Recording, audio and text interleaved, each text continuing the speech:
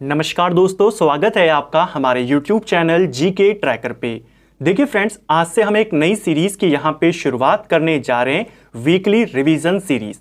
जैसा हमने कल के वीडियो में बात करी थी कि आपके पूरे मंडे से लेकर सैटरडे तक जितने भी डिटेल्ड क्लासेस आएंगी, थ्योरी की क्लासेस आएंगी, उन सब से एमसीक्यूज को हम संडे को कवर करेंगे, जिससे आपने पूरे हफ्ते में जो जो टॉपिक कवर किए उनका एक प्रैक्टिस आपकी यहां पर हो जाएगी।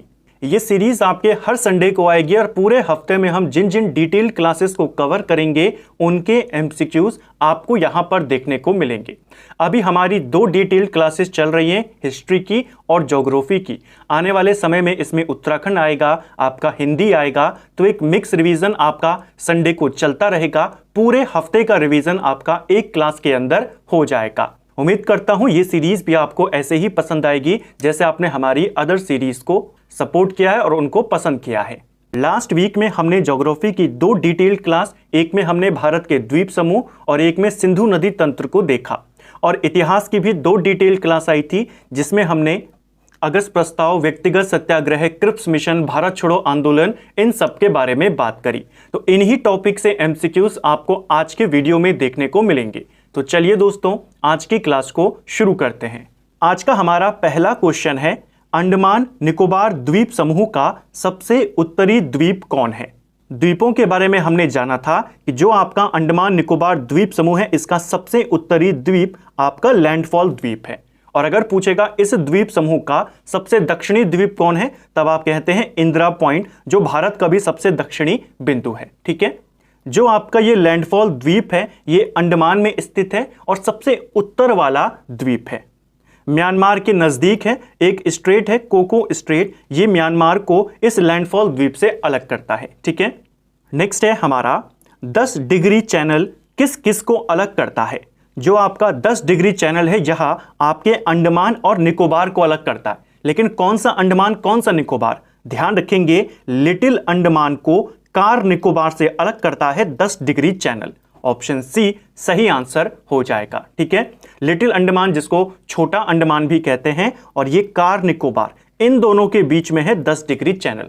नॉर्मली जब आपसे क्वेश्चन ज्यादा डीप में नहीं आता, सिर्फ इतना आता है अंडमान निकोबार को अलग कौन करता है, तो आप 10 डिग्री चैनल बताएंगे। लेकिन अगर पूछेगा कौन सा अंडमान है और कौन सा निकोबार, तब आपको यह पता होना चाहिए, लिटिल अंडमान और कार निकोबार। नेक्स्ट है, अंडमान निकोबार द्वीप समूह का सबसे बड़ा द्वीप कौन है? हमने उत्तरी देख लिया, दोनों के बीच में कौन है उसको देख लिया। अब इस पूरे द्वीप समूह का सबसे बड़ा जो द्वीप है वो मध्य अंडमान है। ऑप्शन ए सही आंसर हो जाएगा। जो आपका अंडमान द्वीप समूह है, इसमें आपका दक्षिणी अंडमान, लिटिल अंडमान, मध्य अंडमान, उत्तरी अंडमान, इस तरीके से ये विभाजित है। तो जो आपका मध्य अंडमान है ये सबसे बड़ा द्वीप समूह है आपके अंडमान निकोबार का। ठीक है, जो भारत का एकमात्र सक्रिय ज्वालामुखी है, बैरन ज्वालामुखी, वो भी इसी पर स्थित है, मध्य अंडमान पर स्थित है। नेक्स्ट है, अंडमान निकोबार द्वीप समूह की राजधानी पोर्ट ब्लेयर किस पर स्थित है? अब पोर्ट ब्लेयर यहां की राजधानी है और ये आपके दक्षिणी अंडमान पर है। ऑप्शन बी सही आंसर होगा। और जो फेमस जेल है, सेलुलर जेल जिसको कहते हैं अंडमान में स्थित, वो भी इसी दक्षिणी अंडमान पर स्थित है। ठीक है, नेक्स्ट है, दक्षिणी अंडमान और लिटिल अंडमान के मध्य में स्थित है। अब दक्षिणी अंडमान और लिटिल अंडमान, इन दोनों को अलग करता है डंकन पास। सीधा क्वेश्चन, डंकन पास किस किस के बीच में स्थित है? दक्षिणी अंडमान और लिटिल अंडमान। ठीक है, अगर आपके कोई क्वेश्चंस गलत हो रहे हैं या आप किसी क्वेश्चन में फंस रहे हैं, तो इनकी डिटेल्ड क्लासेस हमने लास्ट वीक ही कवर की हैं। ये उनकी रिवीजन क्लास है वीकली। तो अगर आपके कॉन्सेप्ट क्लियर नहीं है, हमने थ्योरी की क्लासेस में एक एक कॉन्सेप्ट को क्लियर किया है मैप के माध्यम से, आप वहां से उन क्लासेस को देख सकते हैं। ठीक है, नेक्स्ट है, कौन सा चैनल ग्रेट निकोबार को इंडोनेशिया के सुमात्रा से अलग करता है? यानी भारत और इंडोनेशिया के बीच में कौन सा चैनल है, यह क्वेश्चन पूछा गया है। भारत और इंडोनेशिया के बीच में स्थित है ग्रैंड चैनल, और इस ग्रैंड चैनल को 6 डिग्री चैनल भी कहते हैं। तो ऑप्शन बी हमारा सही आंसर होगा। अब अगर ऊपर ऊपर से हम बात करें तो भारत और इंडोनेशिया के बीच में है, लेकिन थोड़ा सा अगर पेपर में एग्जामिनर ने क्वेश्चन को डीप बना दिया तो भारत का कौन सा द्वीप है? ग्रेट निकोबार। और इंडोनेशिया का कौन है? सुमात्रा। इन दोनों के बीच में कौन सा चैनल है? 6 डिग्री चैनल, जिसको ग्रैंड चैनल कहते हैं। नेक्स्ट है, भारत का दक्षिणतम बिंदु इंदिरा पॉइंट किस पर स्थित है?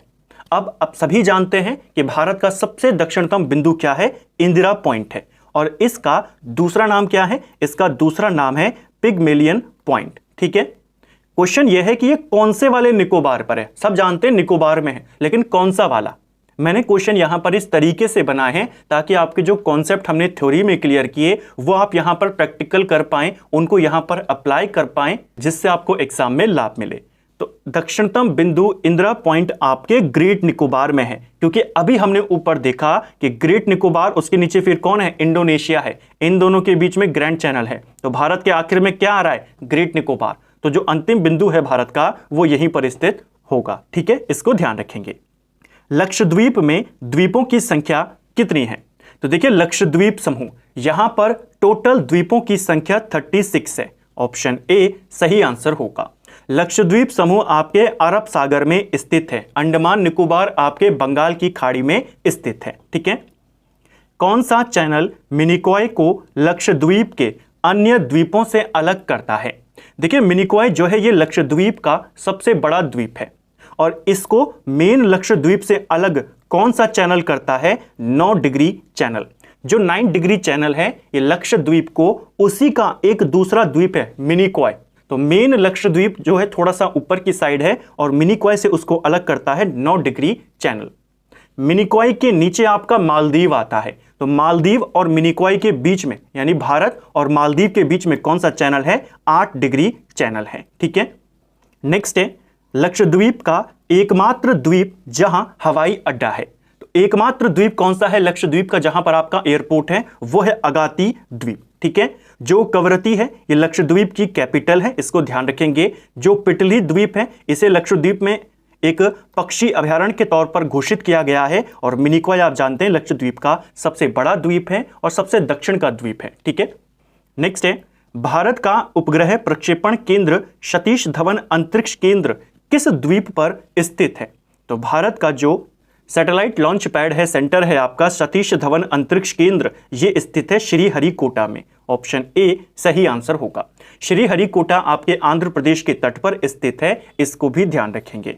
नेक्स्ट है, भारत और श्रीलंका के बीच मन्नार की खाड़ी में कौन सा द्वीप अवस्थित है? तो इनमें से कौन सा द्वीप है जो भारत और श्रीलंका के बीच मन्नार की खाड़ी में पड़ता है? सही आंसर है आपका पंबन द्वीप। पंबन द्वीप मन्नार की खाड़ी में है, भारत श्रीलंका के बीच में है, तमिलनाडु में स्थित है। ठीक है, न्यूमूर द्वीप स्थित है। देखिए, न्यूमूर द्वीप की बात करें, यह आपके बंगाल की खाड़ी में स्थित है। नया द्वीप है, ज्यादा साल इसको बने हुए नहीं है। तो किस खाड़ी में बना है, कहां पर बना है? अरब सागर में, बंगाल की खाड़ी में, मन्नार की खाड़ी में। तो ये आपके बंगाल की खाड़ी में बना हुआ है। ठीक है, अब्दुल कलाम द्वीप का पूर्व नाम क्या था? कुछ द्वीपों के नाम बदले गए हैं, तो उनके नाम, पुराने नाम, वो आपसे पूछे जाते हैं। जो अब्दुल कलाम द्वीप है आपका उड़ीसा के तट पर स्थित है, और इसका पूर्व नाम व्हीलर द्वीप था। ठीक है, अब इसका नया नाम क्या है? अब्दुल कलाम द्वीप। जो आपका नील द्वीप है, इसका भी नाम बदला गया है। नील द्वीप का नाम अब शहीद द्वीप रखा गया है। रॉस द्वीप की बात करें तो इसका नाम भी बदला गया है, इसका नाम अब नेताजी सुभाष चंद्र बोस रखा गया है। और हैवलॉक द्वीप की बात करें तो इसका नाम बदलकर स्वराज द्वीप रखा गया है। ठीक है, विश्व का सबसे बड़ा नदी द्वीप माजुली द्वीप कहां स्थित है? तो विश्व का यह सबसे बड़ा नदी द्वीप है माजुली, और यह आपके ब्रह्मपुत्र नदी पर है, असम के अंदर यह आता है। ऑप्शन बी सही आंसर होगा। असम ने इसे अपना 33वां जिला घोषित किया है। ठीक है, नेक्स्ट है, ब्रिटेन द्वारा भारत को बिना पूछे द्वितीय विश्व युद्ध में शामिल किए जाने के विरोध में कांग्रेस की सभी सरकारों ने कब इस्तीफा दिया था? प्रांतीय चुनाव हुए थे 1937 में, कांग्रेस की सरकारें इस्तीफा दे देती हैं, और ये इस्तीफा 22 अक्टूबर 1939 को दिया जाता है। और किसके विरोध में दिया जाता है? भारत को सेकेंड वर्ल्ड वॉर में शामिल करने के विरोध में। ठीक है, मुस्लिम लीग ने किस दिन को मुक्ति दिवस के रूप में मनाया था? इसको भी हमने डिटेल में देखा था, पूरा घटनाक्रम हमारी थ्योरी वाली क्लास में। जो मुस्लिम लीग है इन्होंने मुक्ति दिवस मनाया था 22 दिसंबर 1939 को। 22 अक्टूबर को कांग्रेस इस्तीफा देती है, सारी सरकारें उसकी इस्तीफा देती हैं। 8 प्रांतों में कांग्रेस की सरकार थी, वो अपना इस्तीफा देती हैं और उसके बाद लगभग 2 महीने बाद ये 22 दिसंबर को इस्तीफा देने की खुशी में मुक्ति दिवस के रूप में उसे मनाते हैं। ठीक है, नेक्स्ट है 1940 में हुए कांग्रेस के रामगढ़ अधिवेशन की अध्यक्षता किसने करी थी? काफी इंपॉर्टेंट अधिवेशन था ये रामगढ़ अधिवेशन। सेकेंड वर्ल्ड वॉर के दौरान हुआ एकमात्र अधिवेशन था ये वाला अधिवेशन। ठीक है, और इस अधिवेशन की अध्यक्षता अबुल कलाम आजाद ने करी थी। और अब जब तक सेकेंड वर्ल्ड वॉर चलेगा 1945 तक, तब तक कांग्रेस के अध्यक्ष कौन रहेंगे? अबुल कलाम आजाद। कई बार पेपर में क्वेश्चन आता है, बताओ व्यक्तिगत सत्याग्रह के दौरान कौन था, भारत छोड़ो आंदोलन के दौरान कौन था कांग्रेस का अध्यक्ष, जब वेवेल योजना आई तब कौन था, अगस्त प्रस्ताव आया तब कौन था? तो सारा 1940 से लेकर 45 तक कौन बनेगा कांग्रेस का अध्यक्ष? अब अबुल कलाम आजाद। ठीक है, रामगढ़ अधिवेशन हुआ था, सेकेंड वर्ल्ड वॉर के तुरंत बाद हुआ था और इसी अधिवेशन में कांग्रेस की तरफ से मांग रखी गई थी कि एक अंतरिम सरकार का गठन किया जाए। तो ऑप्शन बी इसका सही आंसर होगा। पृथक पाकिस्तान का पहला प्रस्ताव मुस्लिम लीग के लाहौर अधिवेशन में पारित किया गया था। यह अधिवेशन कब हुआ था? देखिए, अलग पाकिस्तान का जो पहला प्रस्ताव था वो 1940 के लाहौर अधिवेशन में पारित हुआ। और यह प्रस्ताव किस दिन पारित हुआ, वो डेट भी इंपॉर्टेंट है, तो आपको डेट सहित याद करना है। डेट थी 23 मार्च 1940। 23 मार्च 1940 को अलग पाकिस्तान का पहला प्रस्ताव मुस्लिम लीग के लाहौर अधिवेशन में पारित किया गया। इसीलिए 23 मार्च को आज भी पाकिस्तान दिवस के रूप में मनाया जाता है। क्वेश्चन आता है पाकिस्तान दिवस क्यों मनाया जाता है? तो क्योंकि इसी दिन पहली बार पृथक पाकिस्तान का जो प्रस्ताव था वो पारित हुआ था। पारित हुआ था 1940 में, पाकिस्तान दिवस मनाया जाता है 1943 से। मुस्लिम लीग ने पाकिस्तान दिवस मनाने की घोषणा 43 में करी थी। ठीक है, जो ये लाहौर अधिवेशन था जिसमें इतना बड़ा प्रस्ताव पारित हुआ, इसका अध्यक्ष कौन था? तो इसका अध्यक्ष था मोहम्मद अली जिन्ना। ठीक है, पृथक पाकिस्तान का पहला प्रस्ताव का प्रारूप किसने तैयार किया था? यानी वो प्रस्ताव जो आपके 23 मार्च को पारित हुआ है उसका प्रारूप तैयार किसने किया? इसका प्रारूप तैयार किया था सिकंदर हयात खान ने। ऑप्शन सी सही आंसर हो जाएगा।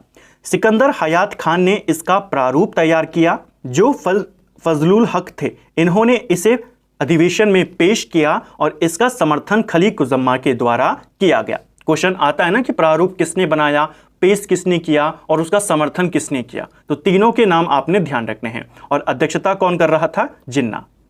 नेक्स्ट है, मुस्लिमों के लिए पृथक राष्ट्र के विचार का प्रवर्तक किसे माना जाता है? तो मुसलमानों के लिए पृथक राष्ट्र के विचारक का प्रवर्तक ये माना जाता है मोहम्मद इकबाल को। ऑप्शन बी सही आंसर होगा। सबसे पहले मोहम्मद इकबाल के द्वारा ही द्विराष्ट्र सिद्धांत की जो थ्योरी थी वो दी गई थी, इसीलिए अलग राष्ट्र के विचार का प्रवर्तक किसे कहते हैं? मोहम्मद इकबाल को कहते हैं। 1930 के इलाहाबाद अधिवेशन से ही इन्होंने अलग राष्ट्र की थ्योरी यहां पर देनी शुरू कर दी थी। नेक्स्ट है, 1933 में पाकिस्तान शब्द का प्रयोग पहली बार किसने किया था? तो पाकिस्तान शब्द का इस्तेमाल पहली बार 1933 में हुआ था और इस शब्द का प्रयोग सबसे पहले चौधरी रहमत अली के द्वारा किया गया। यानी पाकिस्तान शब्द की रचना किसने करी है? चौधरी रहमत अली ने करी है। और कब करी थी? 1933 में करी थी। ठीक है, द्वितीय विश्व युद्ध के दौरान लाए गए अगस्त प्रस्ताव के समय भारत का वाइसरॉय कौन था?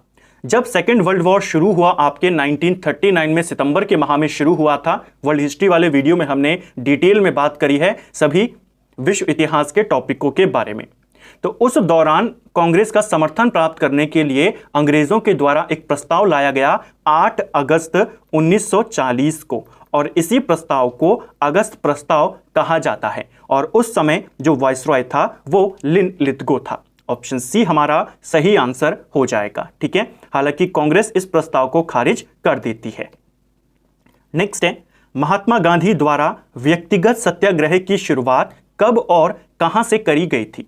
तो अगस्त प्रस्ताव के खारिज होने के बाद महात्मा गांधी व्यक्तिगत सत्याग्रह की शुरुआत करते हैं और इसकी शुरुआत उन्होंने 17 अक्टूबर 1940 को पावनार आश्रम, यह आपके महाराष्ट्र में है, यहां से करी थी।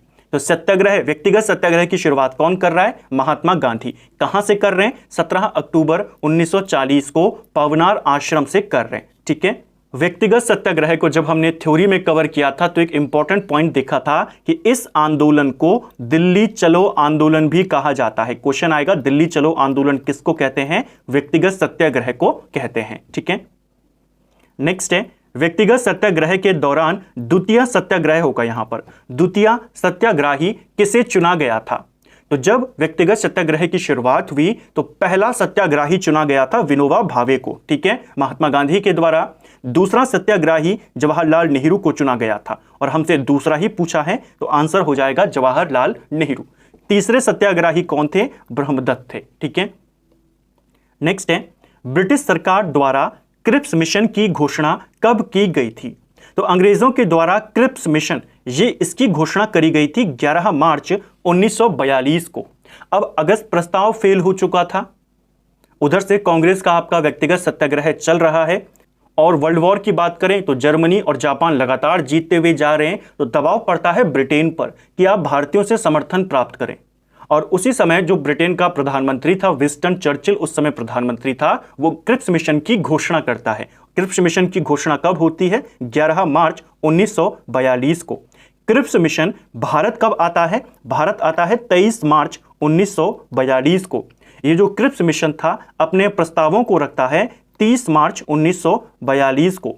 कांग्रेस और मुस्लिम लीग दोनों इसके प्रस्तावों को खारिज कर देते हैं और 11 अप्रैल को यह वापस चला जाता है। तो 11 मार्च को घोषणा होती है, एक महीने बाद ये वापस चला जाता है। बीच में 23 मार्च को भारत और 30 मार्च को प्रस्ताव रखता है। डेट पेपर में आती है। क्रिप्स मिशन के साथ कांग्रेस के आधिकारिक वार्ताकार कौन थे? जो क्रिप्स मिशन था इसके साथ कांग्रेस के आधिकारिक वार्ताकार जवाहरलाल नेहरू और मौलाना आजाद थे। ऑप्शन सी हमारा सही आंसर हो जाएगा। ठीक है, नेक्स्ट है, क्रिप्स मिशन के प्रस्तावों को पोस्ट डेटेड चेक किसने कहा था? तो क्रिप्स मिशन के प्रस्तावों को post dated cheque Mahatma Gandhi ने कहा था, और इसी बात को आगे बढ़ाते हुए नेहरू ने कहा था ऐसे बैंक का ये पोस्ट डेटेड चेक है जो खत्म होने वाला है। ठीक है, तो अगर पूरा स्टेटमेंट होता तो नेहरू कहते, यहां पर सिर्फ आधा दिया है पोस्ट डेटेड चेक, तो आप कहेंगे महात्मा गांधी। ठीक है, नेक्स्ट है, भारत छोड़ो का प्रस्ताव किसने तैयार किया था? जो भारत छोड़ो आंदोलन था इसका प्रस्ताव तैयार किया था खुद महात्मा गांधी ने। ऑप्शन सी सही आंसर हो जाएगा। प्रस्ताव महात्मा गांधी ने तैयार किया। ये जो प्रस्ताव था, कांग्रेस कार्य समिति की बैठक होती है वर्धा के अंदर 14 जुलाई 1942 को, और यहां पर यह प्रस्ताव रखा जाता है।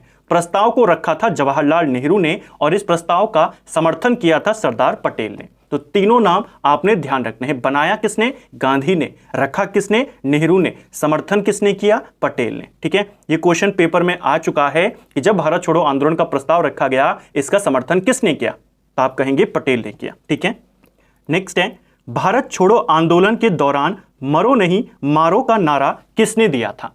एक फेमस नारा है करो या मरो, ये तो महात्मा गांधी ने दिया था ग्वालियर टैंक मैदान से 8 अगस्त 1942 को। लेकिन अगले ही दिन एक नया नारा यहां पर दिया गया, मरो नहीं मारो, और यह नारा लाल बहादुर शास्त्री के द्वारा दिया गया था। ऑप्शन सी सही आंसर होगा। ठीक है, जो भारत छोड़ो का नारा था, क्विट इंडिया, यह नारा किसका था? तो इसको पॉपुलर करने का श्रेय तो महात्मा गांधी को है, लेकिन मूल रूप से यह नारा यूसुफ मेहर अली का दिया हुआ है। भारत छोड़ो आंदोलन के दमन करने के लिए अंग्रेजों द्वारा कौन सा ऑपरेशन चलाया गया था? 8 अगस्त 1942 को ग्वालियर टैंक मैदान मुंबई के अंदर एक बड़ी बैठक होती है कांग्रेस की, जहां पर महात्मा गांधी भीड़ को संबोधित करते हैं, अपना भाषण देते हैं, करो या मरो का नारा देते हैं और कहते हैं 9 अगस्त से आंदोलन की शुरुआत होगी। तो आंदोलन को दबाने के लिए अंग्रेजों के द्वारा एक ऑपरेशन चलाया गया, जिसके तहत सारे बड़े नेताओं को आधी रात में ही गिरफ्तार कर लिया गया। ऑपरेशन का नाम था ऑपरेशन जीरो हावर। ऑप्शन सी हमारा सही आंसर होगा। कई बार पेपर में आता है ऑपरेशन जीरो हावर किससे संबंधित है? भारत छोड़ो आंदोलन से संबंधित है। ठीक है, नेक्स्ट है, भारत छोड़ो आंदोलन के दौरान निम्न में से किसे महात्मा गांधी के साथ आगा खान पैलेस में नजरबंद नहीं किया गया था? महात्मा गांधी को जब गिरफ्तार किया गया तो आगा खान पैलेस पुणे में रखा गया था। महात्मा गांधी के साथ उनकी पत्नी कस्तूरबा गांधी शामिल थी। सरोजनी नायडू को उनके साथ गिरफ्तार किया गया और इसी पैलेस में रखा गया। महादेव देसाई जो कि महात्मा गांधी के निजी सचिव थे, इनको भी यहीं पर रखा गया। सरला बहन इनके साथ नहीं थी। सरला बहन के स्थान पर कौन थी? मीरा बहन। तो इस चीज को ध्यान रखना, ठीक है। महात्मा गांधी के साथ आगा खान पैलेस में कौन था? 2 विदेशी शिष्या है महात्मा गांधी के, एक सरला बहन, मीरा बहन। तो मीरा बहन यहां पर उनके साथ गिरफ्तार थी, ठीक है। एक और व्यक्ति थी जो यहां पर गिरफ्तार हुई थी महात्मा गांधी के साथ, उनका नाम था सुशीला नायर। ये महात्मा गांधी की डॉक्टर थी, ठीक है। इसी आगा खान पैलेस में जो ये सारे लोग महात्मा गांधी के साथ गिरफ्तार किए गए थे, नजरबंद किए गए थे, 2 लोगों का यहां पर निधन हो जाता है। एक महात्मा गांधी की पत्नी कस्तूरबा गांधी और एक उनके निजी सचिव महादेव देसाई का। इनका निधन इसी पैलेस में हो जाता है। भारत छोड़ो आंदोलन के दौरान कौन सा अमेरिकी पत्रकार गांधी जी के साथ था? तो भारत छोड़ो आंदोलन के दौरान महात्मा गांधी के साथ था लुइस फिशर। ऑप्शन ए सही आंसर हो जाएगा। जो वेब मिलर है ये आपके दांडी मार्च में शामिल था, ठीक है। थ्योरी की क्लासेस में हमने डिटेल में इसको देखा था। नेक्स्ट है, भारत छोड़ो आंदोलन के दौरान सर्वप्रथम भूमिगत रेडियो प्रसारण किसके द्वारा किया गया था? तो भारत छोड़ो आंदोलन के दौरान जब बड़े नेताओं को गिरफ्तार कर लिया गया तो युवाओं ने फिर आंदोलन का नेतृत्व किया। 9 अगस्त को ग्वालियर टैंक मैदान पे गांधी जी को तो गिरफ्तार कर चुके थे, तो अरुणा आसिफ अली ने वहां पर झंडा फहराया और उसके बाद आंदोलन भूमिगत तरीके से चला। इसी कड़ी में भूमिगत रेडियो प्रसारण की शुरुआत करी गई क्रांतिकारियों के द्वारा और सबसे पहले भूमिगत रेडियो प्रसारण उषा मेहता ने किया था। क्वेश्चन आता है उषा मेहता को क्यों जाना जाता है? तो भारत छोड़ो आंदोलन के दौरान भूमिगत गतिविधियों के लिए इनको जाना जाता है, ठीक है। नेक्स्ट है, भारत छोड़ो आंदोलन के दौरान सर्वप्रथम किस स्थान पर समांतर सरकार का गठन किया गया था? जब भारत छोड़ो आंदोलन चल रहा था तो अनेक स्थानों पर समांतर सरकारें बन रही थी। सबसे पहली समांतर सरकार बलिया में बनी थी। ऑप्शन बी सही आंसर होगा। यह समांतर सरकार अगस्त 1942 में ही बन गई थी, ठीक है। तो सबसे पहली समांतर सरकार कहां बनी थी? बलिया में बनी थी। और बलिया में किसके नेतृत्व में बनी थी? तो चित्तू पांडे के नेतृत्व में यह सरकार बनी थी, ठीक है। हालांकि ज्यादा समय तक ये चल नहीं पाती है, काफी कम समय के लिए बनी थी। इसके बाद बनती है समांतर सरकार पश्चिम बंगाल के मिदनापुर में और फिर बनती है आपके महाराष्ट्र के सतारा में। क्वेश्चन आएगा सबसे लंबी चलने वाली समांतर सरकार कौन थी? सबसे पहली तो आप बता देंगे, सबसे पहली बलिया की थी, लेकिन सबसे लंबी चलने वाली समांतर सरकार सतारा की सरकार थी, ठीक है। सतारा की सरकार अगस्त 1943 में बनती है और आपके 1946 तक चलती है। तो इसको आपने ध्यान रखना है। सबसे ज्यादा चलने वाली समांतर सरकार सतारा की थी। इस सरकार का नेतृत्व वाई.वी. चौहान, नाना पाटिल और क्रांति सिन्हा के द्वारा किया गया। नेक्स्ट है, भारत छोड़ो आंदोलन के दौरान किस स्थान पर जातीय समांतर सरकार का गठन किया गया? तो जातीय समांतर सरकार ये बनी थी तामलुक में। पश्चिम बंगाल के अंदर मिदनापुर के तामलुक नामक जगह पर एक सरकार का गठन किया गया था जो कि एक जातीय सरकार थी। तो क्वेश्चन आएगा जातीय सरकार कहां बनी थी? तामलुक, मिदनापुर, पश्चिम बंगाल। नेक्स्ट है, निम्न में से कौन सी नदी एक पूर्ववर्ती नदी है? तो इनमें से कौन सी नदी एक पूर्ववर्ती नदी है? पूरा कॉन्सेप्ट हमने क्लियर किया था कि पूर्ववर्ती नदियां होती क्या हैं। ऐसी नदियां जो हिमालय के बनने से पहले से ही बहती आ रही हैं, उनको पूर्ववर्ती नदियां कहते हैं। 3 प्रमुख पूर्ववर्ती नदियां हैं आपके पास। एक है आपकी सिंधु नदी, एक आपकी ब्रह्मपुत्र और एक आपकी सतलज। ये 3 आपकी पूर्ववर्ती नदियां हैं। तो यहां पर आप देखेंगे कौन है इन तीनों में से? सतलज है। ऑप्शन बी सही आंसर हो जाएगा, ठीक है। नेक्स्ट है, सिंधु नदी के बाएं तट पर आकर मिलने वाली 5 प्रमुख सहायक नदियों को पंचनद कहा जाता है। इसमें कौन शामिल नहीं है? सिंधु नदी की 5 प्रमुख सहायक नदियां हैं जिसमें आपकी झेलम, चिनाब, रावी, ब्यास और सतलज शामिल हैं। इन 5 के समूह को पंचनद कहते हैं। इन 5 में ब्रह्मपुत्र शामिल नहीं है। ब्यास है, सतलज है, रावी है, इसके अलावा चिनाब है और झेलम है, ठीक है। नेक्स्ट है, निम्न में से कौन नदी और उसके उद्गम के संदर्भ में सही सुमेलित नहीं है? तो चलिए इनको यहां पर चेक करते हैं। सिंधु नदी तिब्बत के मानसरोवर झील के समीप चेमा युंगडुंग ग्लेशियर से आती है, बिल्कुल सही है। सतलज नदी तिब्बत के मानसरोवर झील के समीप राकस ताल या राक्षस ताल से आती है, यह भी सही है। झेलम नदी की बात करें, जम्मू कश्मीर में वेरीनाग के समीप शेषनाग झील से आती है, तो ये भी आपका सही है। चेनाब नदी हिमाचल प्रदेश में रोहतांग दर्रे से आती है, ये गलत हो जाएगा। जो चेनाब नदी है ये आपके बारालाचा दर्रे से आती है, हिमाचल से ही आती है, लेकिन दर्रा बारालाचा है। रोहतांग दर्रे से आपकी ब्यास और रावी आती है, ठीक है। तो ऑप्शन डी यहां पर सही आंसर है। सिंधु नदी तंत्र को भी हमने डिटेल में मैप के माध्यम से कवर किया था और उसी की प्रैक्टिस हम यहां पर कर रहे हैं, उसी के एमसीक्यूज यहां पर आप देख रहे हैं, ठीक है। अगर आपके कॉन्सेप्ट क्लियर नहीं है, मैं फिर से कहूंगा आपको पहले अपने कॉन्सेप्ट क्लियर करने हैं, तो ही आपको ये जो वीकली रिवीजन सीरीज है हमारी, इसका ज्यादा फायदा हो पाएगा। श्रीनगर किस नदी के तट पर बसा हुआ है? तो जो श्रीनगर है आपका जम्मू कश्मीर में स्थित, यह झेलम नदी के तट पर बसा हुआ है। ऑप्शन बी सही आंसर होगा। और झेलम नदी का उद्गम हमने देखा था कश्मीर में, जो वेरीनाग है वहां पर एक झील है शेषनाग झील, वहां से निकलती है आपकी झेलम नदी, ठीक है। नेक्स्ट है, सिंधु नदी की सबसे बड़ी सहायक नदी कौन सी है? सिंधु की 5 सहायक नदियां हैं जो इंपॉर्टेंट हैं, जिनके नाम आते हैं, ठीक है। और छोटी छोटी नदियां भी बहुत सारी हैं, लेकिन जो 5 प्रमुख नदियां हैं उनमें सबसे बड़ी नदी की अगर हम बात करें तो वो है चेनाब नदी। ऑप्शन ए सही आंसर होगा। सिंधु की सबसे बड़ी नदी कौन है? सहायक चेनाब नदी है, ठीक है। निम्न में से किस नदी को हिमाचल प्रदेश में चंद्रभागा के नाम से जाना जाता है? तो चंद्रभागा नदी हिमाचल प्रदेश में चेनाब को कहते हैं। ऑप्शन सी सही आंसर होगा। चेनाब नदी जैसे हमने देखा हिमाचल प्रदेश से आती है, हिमाचल प्रदेश में बारालाचा दर्रा है वहां से आती है। 2 धाराओं में निकलती है चेनाब नदी, एक चंद्र और एक भागा। आगे जाकर ये दोनों धाराएं मिलती हैं और चंद्रभागा के नाम से बहती हैं।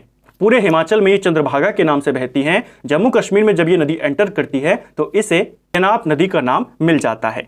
नेक्स्ट है, पंचनद की एकमात्र नदी जिसका प्रवाह केवल भारत में है, वो नदी कौन सी है? पंचनद जिसमें हमने बोला वो आपकी 5 नदियां शामिल हैं, सतलज हो गई, रावी हो गई, ब्यास हो गई, झेलम हो गई और चेनाब हो गई। तो इन 5 नदियों में एकमात्र नदी कौन है जो सिर्फ भारत में बहती है? बाकी सारी आपकी पाकिस्तान भी जाती हैं। भारत में सिर्फ एक नदी है जो सिर्फ भारत में बहती है, ब्यास नदी, ठीक है। इसको ध्यान रखेंगे। ब्यास नदी पंजाब में हरिके बैराज के निकट सतलज नदी में मिल जाती है, तो ये इसके साथ पहले ही मिल जाती है। बाकी सतलज भी आपके पाकिस्तान में जाती है, रावी भी पाकिस्तान जाती है, झेलम भी पाकिस्तान जाती है, इसको आपने ध्यान रखना। और चेनाब भी पाकिस्तान जाती है। सतलज नदी किस दर्रे से होकर भारत में प्रवेश करती है?